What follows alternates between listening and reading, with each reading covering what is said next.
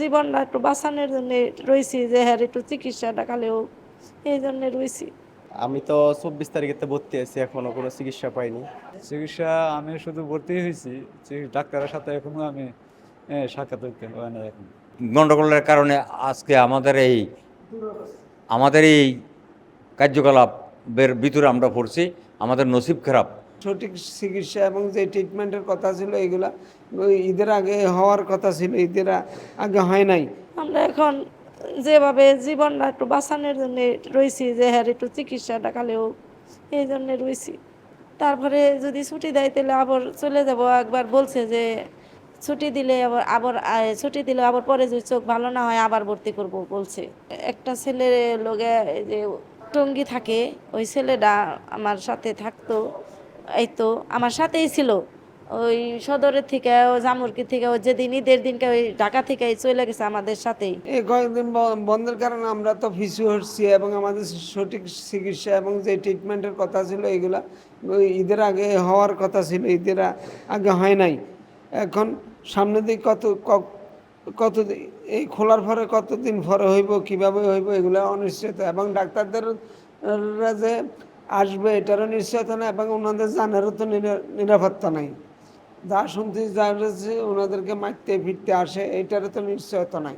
এটা হলে তো আমরা এতদিনে বাসায় থাকতাম, এখানে থাকি।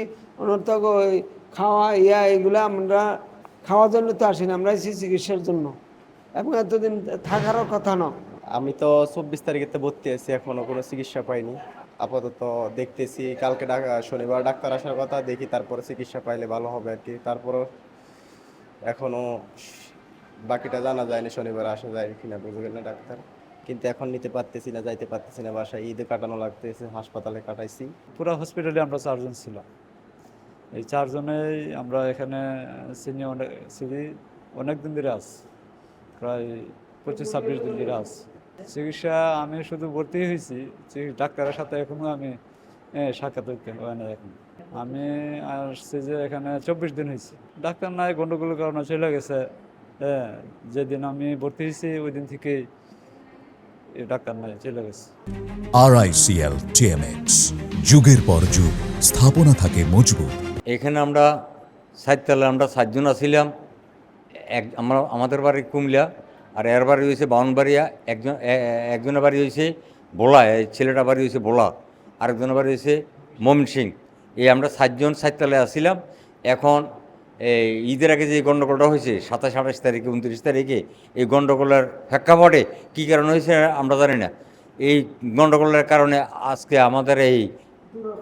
আমাদের এই কার্যকলাপের ভিতরে আমরা পড়ছি। আমাদের নসিব খারাপ, কিন্তু আমাদের এই কারণে ছেলের সন্তান নাত কন্যা ঈদ করতে পারে নাই, কিন্তু এটা আমাদের দুর্ভাগ্য। কিন্তু আজকে এই শনিবারে আগামী দিন শুক্রবার শনিবারে খুলবো। এবার শনিবারে কি হয় আমাদের এটা আমরা নিজেও জানি না।